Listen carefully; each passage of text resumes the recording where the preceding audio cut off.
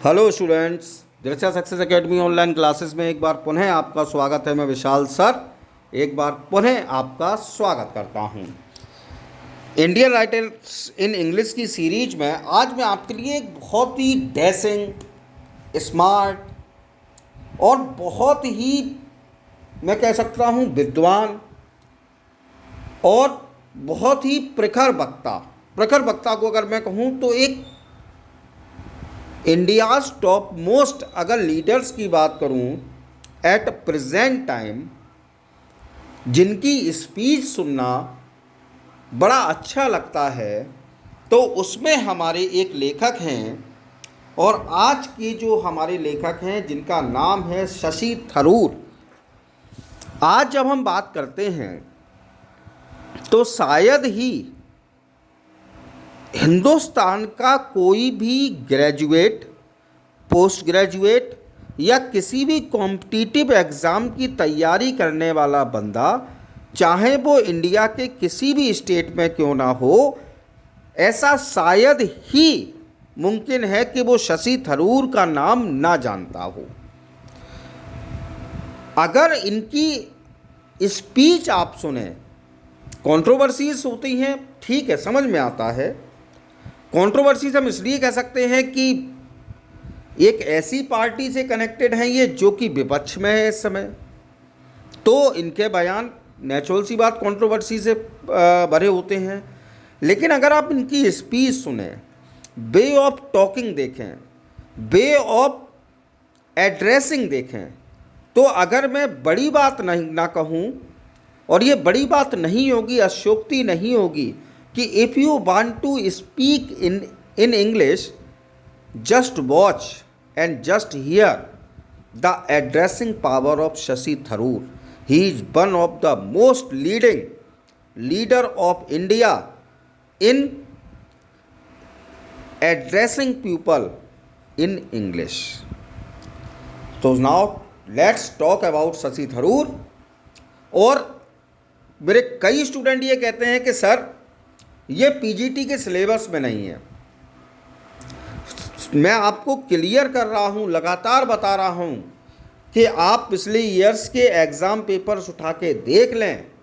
Indian writers in English की बात करें तो 4-5 राइटर आपके सिलेबस में हैं सिर्फ, लेकिन 20 राइटर्स से क्वेश्चन पूछे गए हैं। और आगे जो परीक्षा जुलाई में संभावित परीक्षा जो पीजीटी की है और यूजीसी नेट की भी परीक्षा है, उन पेपर्स को आप उठा के देख लीजिए। हर बार ऐसे राइटर्स आए हैं और शशि थरूर से भी कनेक्टेड 2 से 3 क्वेश्चन पूछे जा चुके हैं। और एग्ज़ाम में जब आप कॉम्पिटिटिव एग्ज़ाम देते हैं तो every question counts your success और your failure. So now let's start today's video. Shashi Tharoor. Now the first point is, he was born in London in 1956. अगर शशि थरूर जी के जन्म की बात करें तो इनका जन्म 1956 में लंदन में हुआ। दूसरा point, he did BA from Saint Stephen's Delhi. Shashi Tharoor ji ने BA की डिग्री जो है वो अपनी सेंट स्टीफन्स कॉलेज दिल्ली से प्राप्त की, जो कि आपकी दिल्ली यूनिवर्सिटी के अंतर्गत आता है। JNU आज हम जिसको कहते हैं उसके अंतर्गत आता है। थर्ड पॉइंट है, he took law degree in Tufts university. उसके बाद इन्होंने लॉ डिग्री भी प्राप्त की और ये प्राप्त की इन्होंने टफ्ट्स यूनिवर्सिटी से। उसके बाद he worked as a special assistant to the under secretary general for peace. अगर शशि थरूर जी की बात करें तो इन्होंने एक स्पेशल असिस्टेंट के रूप में काम किया सेक्रेटरी जनरल फॉर पीस के अंडर में। बहुत बड़ा पद है। अगर मैं बात करूं सेक्रेटरी जनरल फॉर पीस, तो इनके अंडर में काम करना ही अपने आप में एक बहुत बड़ा रिवार्ड है जो कि शशि थरूर जी ने किया है। Next point, he wrote editorials and short stories. चूँकि इन्होंने एडिटोरियल्स लिखे, शॉर्ट स्टोरीज़ लिखने वाले ये लेखक हैं, तो भाई एडिटोरियल्स जो होता है हमारा, जिसको संपादकीय कहते हैं हम हिंदी में अगर कहें तो संपादकीय, जो हमारे न्यूज़पेपर दैनिक जागरण, अमर उजाला, हिंदुस्तान हिंदी न्यूज़पेपर जो हम पढ़ते हैं उनमें जो एडिटोरियल्स आते हैं, जो संपादकीय आते हैं, तो आप देखते हैं एक एक लाइन, एक एक शब्द जो होता है किसी भी विषय पर, वो कितना सोच समझ कर लेखक लिखते हैं, ये एडिटर्स लिखते हैं। तो ये एडिटोरियल्स रहे हैं, तो इनकी राइटिंग में भी हमें इनकी एडिटोरियल स्टाइल देखने को मिलती है। Now the next point is point number 6। He is the member of parliament from Kerala since 2009। 2009 से लेकर एट प्रेजेंट वर्तमान तक शशि थरूर जी मेंबर ऑफ पार्लियामेंट हैं, एमपी हैं, जो लोअर हाउस है इंडिया का, पार्लियामेंट हाउस, उसके संसद सदस्य हैं। 2009 से केरला जो प्रदेश है हिंदुस्तान का, उसमें वहाँ से ये चुनकर आते हैं। In 2009 he serve as the minister of external affairs India. और अगर मैं बात करूँ 2009 में इन्होंने भारत सरकार में एक्सटर्नल अफेयर मिनिस्टर्स की भूमिका भी निभाई है। एक्सटर्नल अफेयर मिनिस्टर यानी विदेश मंत्रालय जो है उसमें उसके मंत्री के रूप में भी शशि थरूर जी ने कार्य किया है। नेक्स्ट पॉइंट है, he was 6 years of age when he started writing.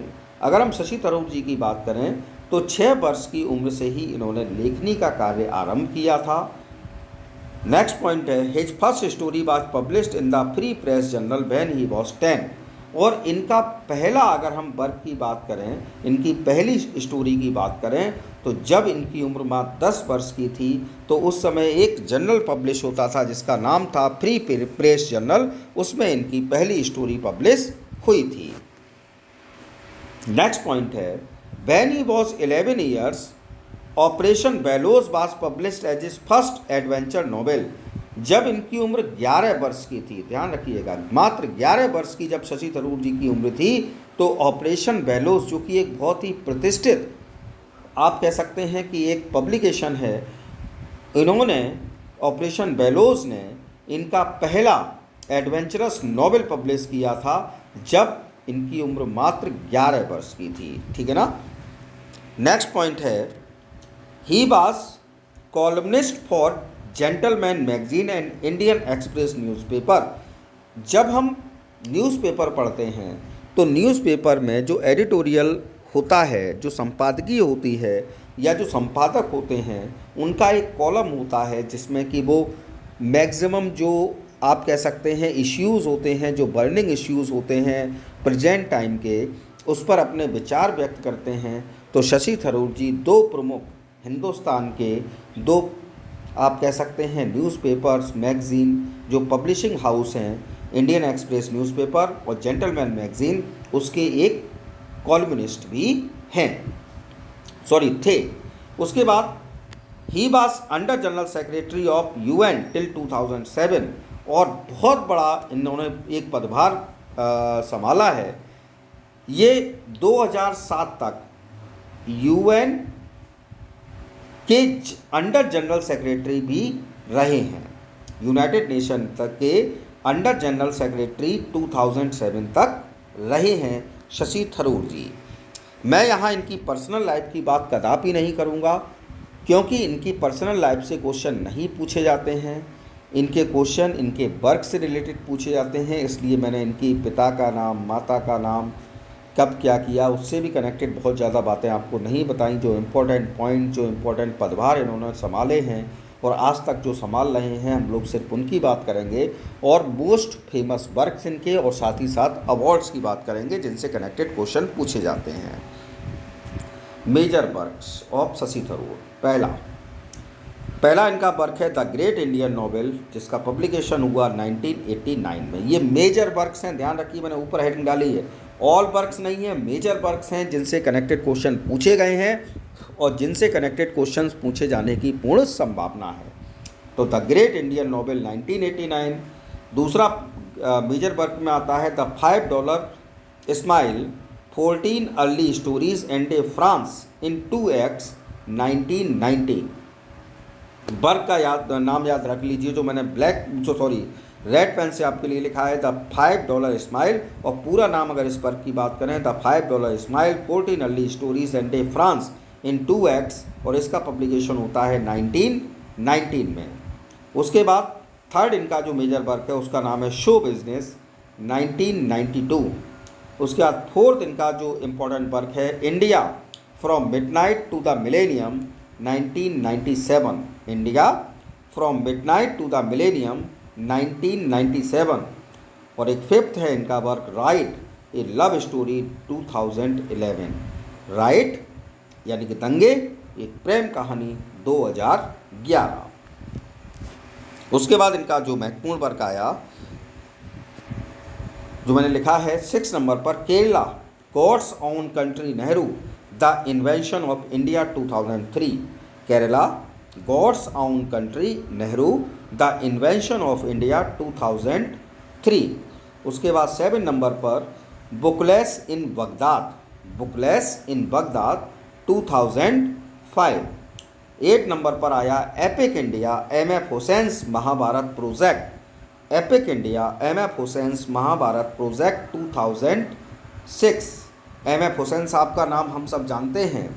अगर एम.एफ. हुसैन साहब की बात करें, बहुत बड़े पेंटर रहे हैं, लेकिन बहुत विवादित पेंटर भी रहे हैं, जिन्होंने कि ऐसा कहा जाता है कि जो हिंदू देवी देवता हैं उनकी कुछ आपत्तिजनक जो पेंटिंग्स थी वो बनाई थी, जिस कारण से इनका बहुत विरोध हुआ था एम.एफ. हुसैन साहब का। इन्हीं को लेकर इन्होंने ये अपनी book epic India M F. Husain's Mahabharata project 2000 लिखा, जिसका पब्लिकेशन 2006 में होता है। उसके बाद the elephant the tiger and the cell phone, the elephant the tiger and the cell phone reflection on India the emerging 21st century power 2007। इनकी एक और बुक आई जिसका नाम है the elephant the tiger and the cell phone reflections on India the emerging 21st century power, और इसका publication होता है 2007 में।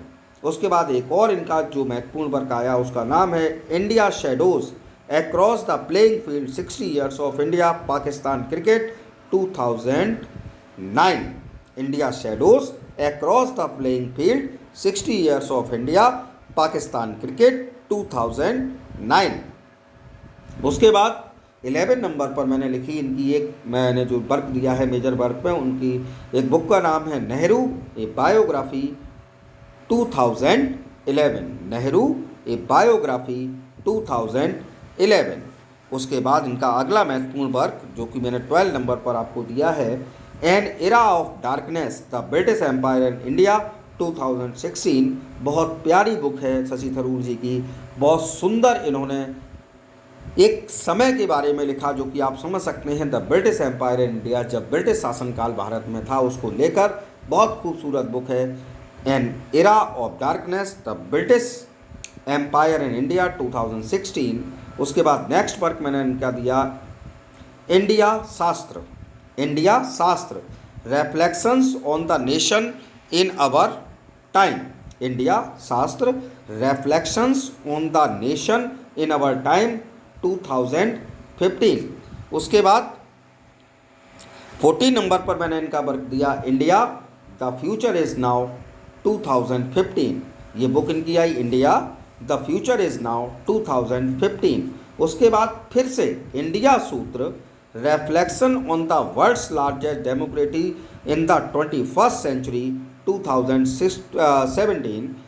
इंडिया सूत्र पहले भी आई इनकी, तब इंडिया सूत्र आई थी इनकी आपकी जो मैंने आपको बताया था 2015 में, जिसका नाम था reflections on the nation in our time. और दूसरी बार इनका जो इंडिया सूत्र आया वो आया 2017 में, और उसका पूरा नाम इन्होंने दिया India Sutra reflections on the world's largest democracy in the 21st century. उसके बाद अगला इनका जो महत्वपूर्ण बुक है उसका नाम है inglorious empire, inglorious empire 2017। 17 number पर इनका वर्क है unity diversity and other contradictions, unity diversity and other contradiction 2018। Next इनकी बुक है why I am a Hindu 2018। बहुत विवादित पुस्तक है ये, why I am a Hindu 2018 Shashi Tharoor ji की, जो कि 2018 में आई। उसके बाद आप समझ सकते हैं द पैराडॉक्सियल प्राइम मिनिस्टर 2018। मैंने जैसा कहा विवादित हैं कुछ इनकी लेखनी जो है वो विवादित इसलिए हम कह सकते हैं क्योंकि ये विपक्ष के नेता हैं।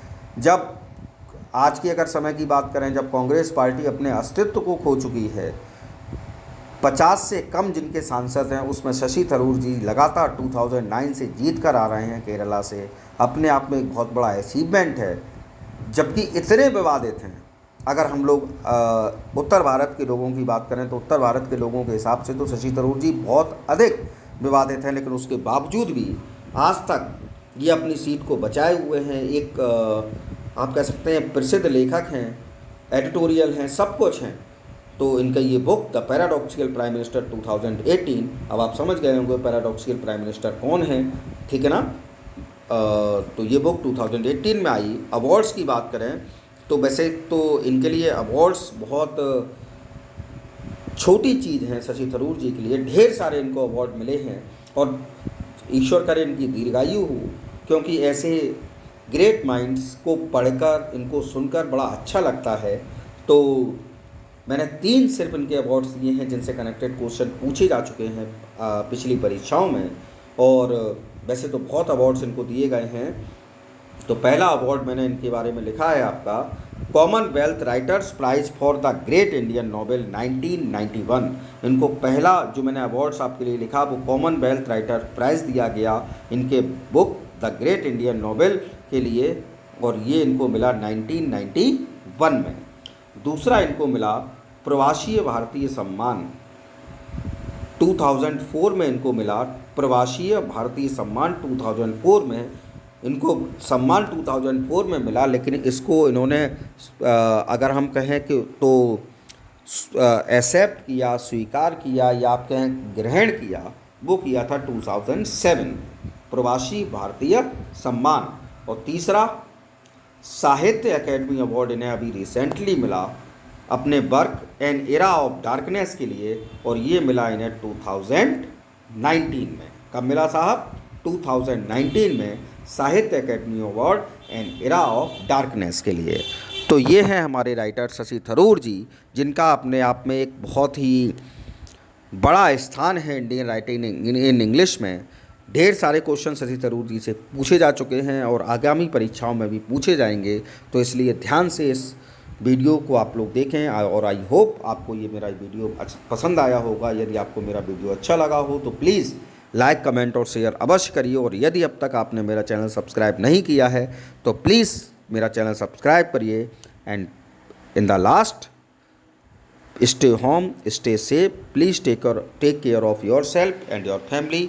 Good night, sweet dreams.